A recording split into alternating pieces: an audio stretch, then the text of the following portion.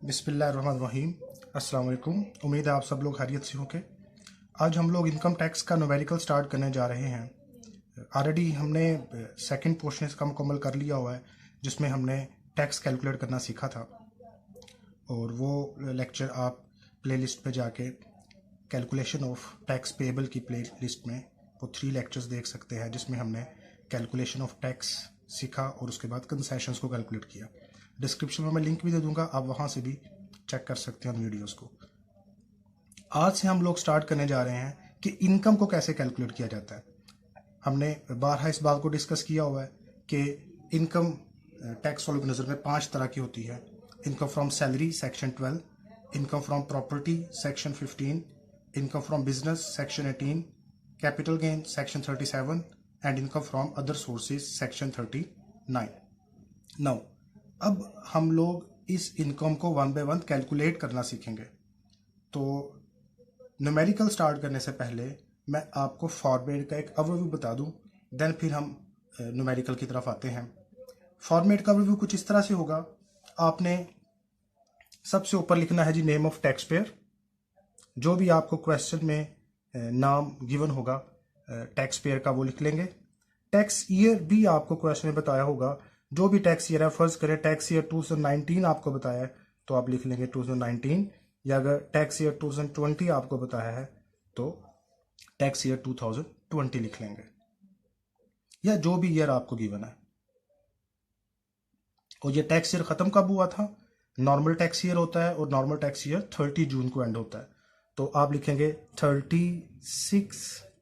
अगर ये 2019 है तो 2019 लिख दें, और अगर ये टैक्स ईयर 2020 है तो इसके साथ 2020 लिख दें।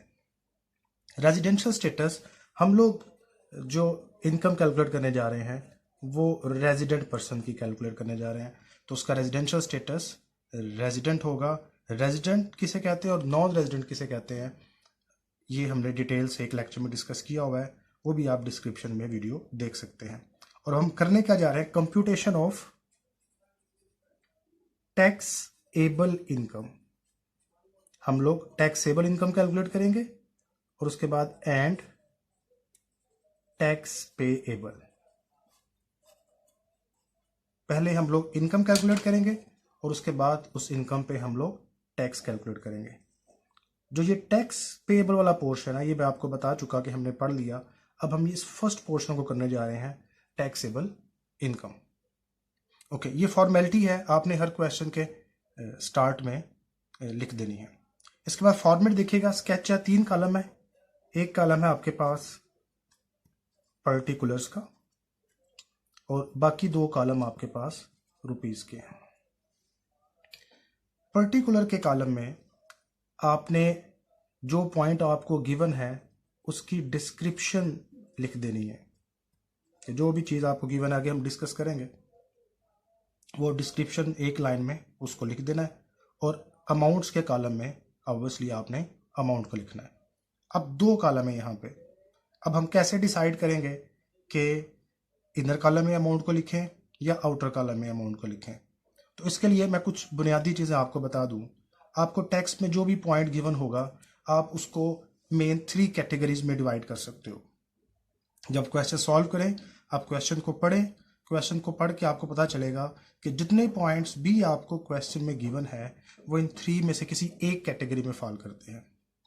नंबर 1, या तो वो चीज़ जो हम पढ़ रहे हैं या पढ़ेंगे या वो आपको क्वेश्चन में गिवन है, वो है टोटली टैक्सेबल। अब ये हमें कैसे पता चलेगा? ये हम लोग 1 बाय 1 करके डिफरेंट लेक्चर्स के अंदर ये कवर करेंगे कि कौन कौन सी चीज़ टैक्सेबल है। अब आपने याद क्या करना है कि जो चीज़ टैक्सेबल होगी उसको हमेशा आउटर कॉलम में, टी मैंने लिख दिया, मीन्स टैक्सेबल। ये हम याद कर लेंगे। इसके बाद ये वो इनकम होगी जिस पे टैक्स लगता है। कुछ इनकम ऐसे भी होती है जो एग्जेम्प्ट है, जिस पे टैक्स नहीं लगता, तो सेकंड पोर्शन बनेगा टोटली एग्जेम्प्ट। एग्जेम्प्ट मीन्स ऐसी इनकम जिस पे टैक्स नहीं लगेगा। इसकी अमाउंट को आप क्या करेंगे, इनर कॉलम में लिखेंगे और अंडरलाइन कर देंगे, क्योंकि आगे इसने कैलकुलेशन में तो इस्तेमाल नहीं होना। कैलकुलेशन पे या टैक्स तो उस पे लगेगा जो टैक्सेबल इनकम है। तो इसका मतलब हुआ कि हमारे पास जो 2 रुपीस के कॉलम है, जो आउटर कॉलम है ये है टैक्सेबल इनकम के लिए, और जो इनर कॉलम है ये है जी एग्जेम्प्ट इनकम के लिए। अगर कोई चीज़ प्लस या माइनस करनी पड़ती है तो वो हम क्वेश्चन में इनर कॉलम में ही करेंगे, और उसका जो रिजल्ट आएगा वो उसकी नेचर के मुताबिक आउटर कॉलम में जा सकता है। तो 2 चीज़ें हो गई, जो टैक्सेबल होगी उसे आउटर कॉलम में लिख दें, एग्जेम्प्ट को इनर कॉलम में लिख दें। नाउ कुछ चीज़ें ऐसी होती हैं जिसके कुछ हिस्से पे टैक्स लग रहा है और कुछ हिस्से पे टैक्स नहीं लग रहा। अब यहाँ पे हमने 2 इनकम की बात की, एक टोटली टैक्सेबल, हमें कोई कैलकुलेशन करने की जरूरत नहीं पड़ी, सारी अमाउंट को टैक्सेबल के कॉलम में लिख दिया आउटर कॉलम में। टोटली एग्जेम्प्ट, हमें कुछ कैलकुलेट करने की जरूरत नहीं पड़ी।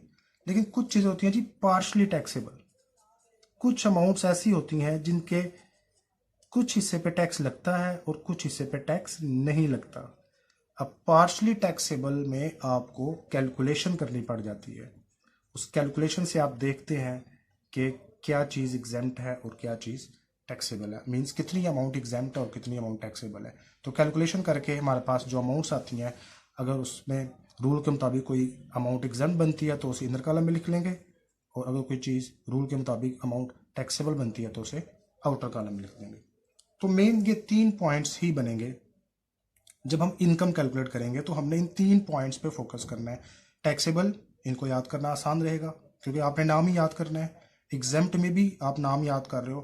पार्शली टैक्सेबल में आपको कुछ रूल्स, कुछ कैलकुलेशंस को समझना पड़ेगा। ये मेन 3 पॉइंट्स, आपको जो भी पॉइंट दिया होगा वो इन 3 में से किसी एक कैटेगरी में फॉल करेगा।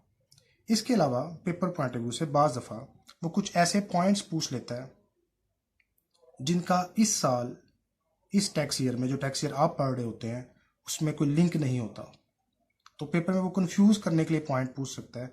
तो ये एक्स्ट्रा पॉइंट अलग से आपको बता रहा हूँ, मे भी कभी वो पूछ ले तो आप क्या करेंगे। मेन ये 3 ही है, लेकिन 4th one is no treatment.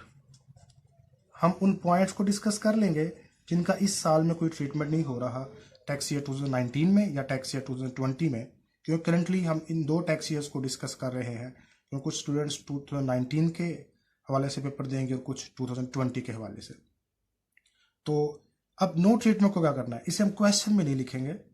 Question के एंड पे जहाँ क्वेश्चन कंप्लीट हो जाएगा वहाँ पे देंगे नोट, और आगे लिख देंगे following points have no treatment in tax year 2019 या टैक्स ईयर 2020, और उनका नाम लिख देंगे।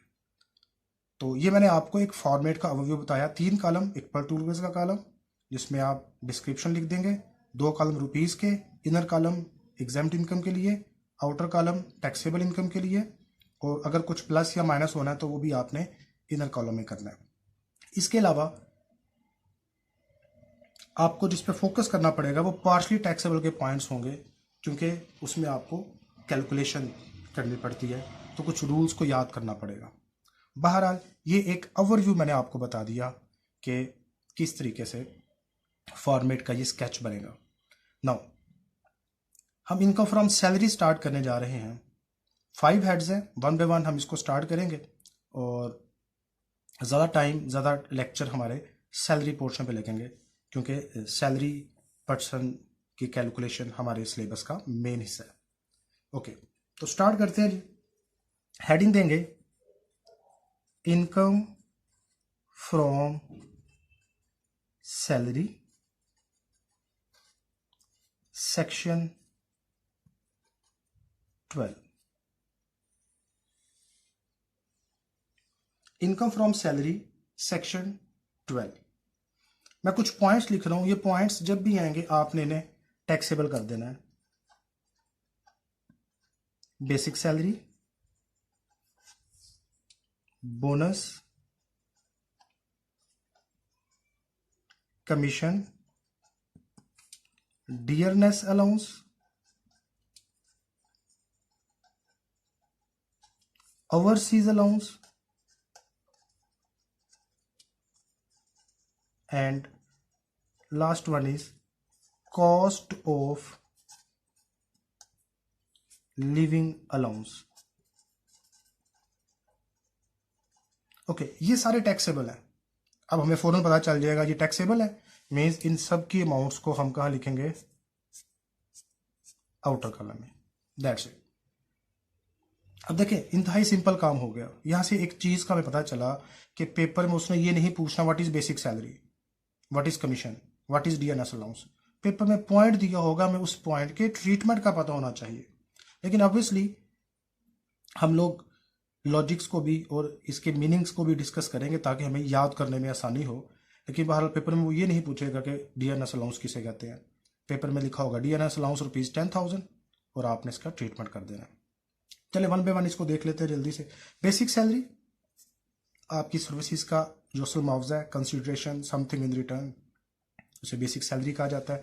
बोनस ऑन दी परफॉर्मेंस भी होता है और बाज़ दफ़ा कोई बेनिफिट देने के लिए भी कंपनी अपने एम्प्लॉयज़ को बोनस दे देती है, आमतौर पे परफॉर्मेंस से रिलेट करता है।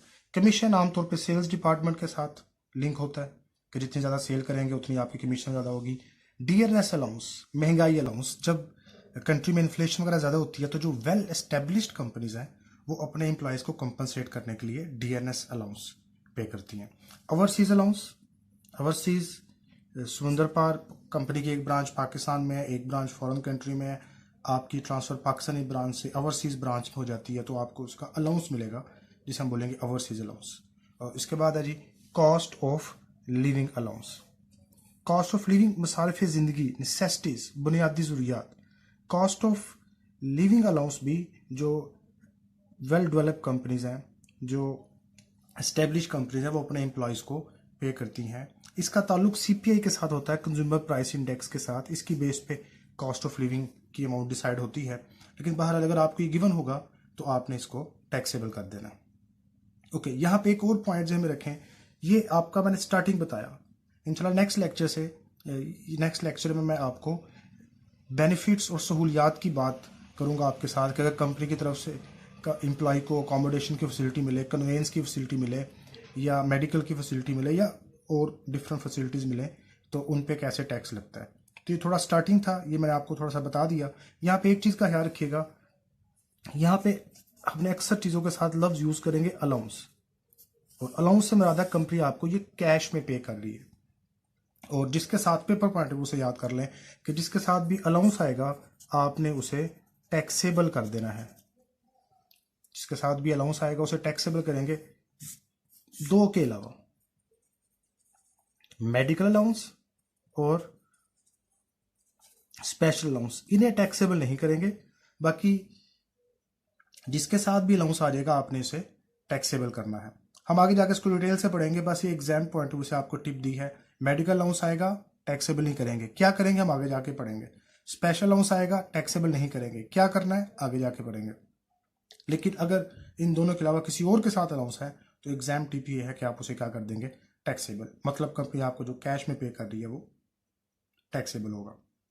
तो मैंने आज आपको स्केच समझा दिया फॉर्मेट का, और थोड़ी सी बुनियादी एक दो बातें आपको न्यूमेरिकल स्टार्ट करने के लिए बता दी।